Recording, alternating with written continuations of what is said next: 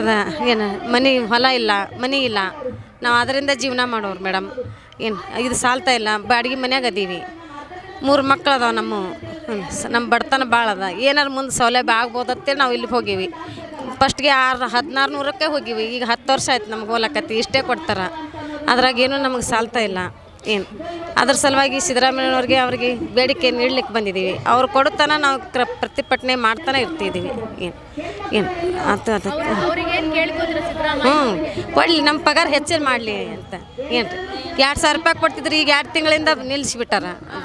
ಬರೋಕತ್ತಿಲ್ಲ, ಬರ್ತಾ ಇಲ್ರಿ. ಗೃಹಲಕ್ಷ್ಮಿ ಬರ್ತಾ ಇಲ್ಲ, ರೇಷನ್ ಹಣ ಬರ್ತಾ ಇಲ್ಲ.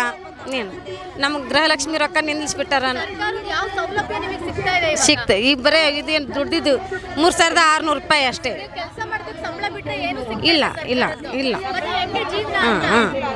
ಇಷ್ಟು ದಿನ ಬರ್ತಿತ್ತು, ಈಗ 2 ತಿಂಗಳಿಂದ ನಿಲ್ಸ್ಯಾರ. 3 ತಿಂಗಳು ಬಂದಿಲ್ಲ. ಅದ್ರ ಸಲುವಾಗಿ ಮೇಡಮ್ ಅವ್ರಿಗೆ ತಿಳ್ಸಕ್ಕೆ ಬಂದೀವಿ. ನಮ್ಮ ಕಷ್ಟ ಸುಖ, ನಮ್ಮ ಕಷ್ಟಕ್ಕೆ ಅವ್ರು ಸ್ಪಂದಿಸ್ಬೇಕಂತ ಹೇಳ್ಕೊಳಕ್ಕೆ ಬಂದಿದ್ದೀವಿ. ನಾನು ಕುರುಗೋಡು ತಾಲೂಕು, ಬಳ್ಳಾರಿ ಜಿಲ್ಲೆ. ನನಗೆ 2 ಮಕ್ಕಳಿದ್ದಾರೆ. ನಾನು ಅಂಗವಿಕಲ. ನಾನು ಒಂದು ಗುಡಿಸಲಲ್ಲಿದ್ದೀನಿ. ನಾನು ಬಡಿವೆ. ಎಲ್ಲರೂ ಒಂದು ಜೀವನ ನಡೆಸಬೇಕು. ಎಲ್ಲರೂ ಒಂದೇ ರೀತಿ ಮಾತಾಡಬೇಕು. ಎಲ್ಲರೂ ನಾವು ನಮ್ಮ ಮಕ್ಕಳಂತ ಎಲ್ಲರೂ ಒಟ್ಟಾಗಿ ಮಕ್ಕಳು ತಿಳ್ಕೊಂಡು ಮಾಡ್ತಾಯಿದ್ದೀವಿ. ನಾವು ಗ್ಯಾಸ್ ಇಲ್ಲಾಂದರೆ ಒಲೆ ಮೇಲೆ ಸಂಟಿ ಮಕ್ಕಳು ನಮ್ಮ ಮಕ್ಕಳಂತ ಹೊಂದ್ಕೊಂಡು ಮಾಡ್ತಾಯಿದ್ದೀವಿ. ಸರ್ಕಾರ ಅವ್ರಿಗೆ ತಿಳಿಬೇಕು, ಕಷ್ಟವಾಗಿ ನಿರಂತರವಾಗಿ ಅವ್ರು ತಿಳ್ಕೊಬೇಕು. 10,000 ರೂಪಾಯಿ ಮಾಡಿಕೊಡ್ಬೇಕು ಅಂತ ನನ್ನ ಬೇಡಿಕೆ. 3,000 ರೂಪಾಯಿದಲ್ಲಿ ಏನಾಗ್ತಾ ಇಲ್ಲ. ಅದ್ರ ಸಲುವಾಗಿ ನಮಗೆ ಇಲ್ಲಿ ಮಟ್ಟ ಬಂದಿದ್ದೀವಿ. ಈ ಸಲ ನಮ್ಗೆ ಏನರ ವೇತನ ಕೊಡಲೇಬೇಕು. 10,000 ರೂಪಾಯಿ ಅಂತೂ ಕೊಡೋಕಬೇಕು. ನಮ್ಮ 3,000 ರೂಪಾಯಿದಾಗ ಏನಾಗಲ್ಲ. ಮಕ್ಕಳು ಮರಿ ಸಣ್ಣ ಅದಾವೆ.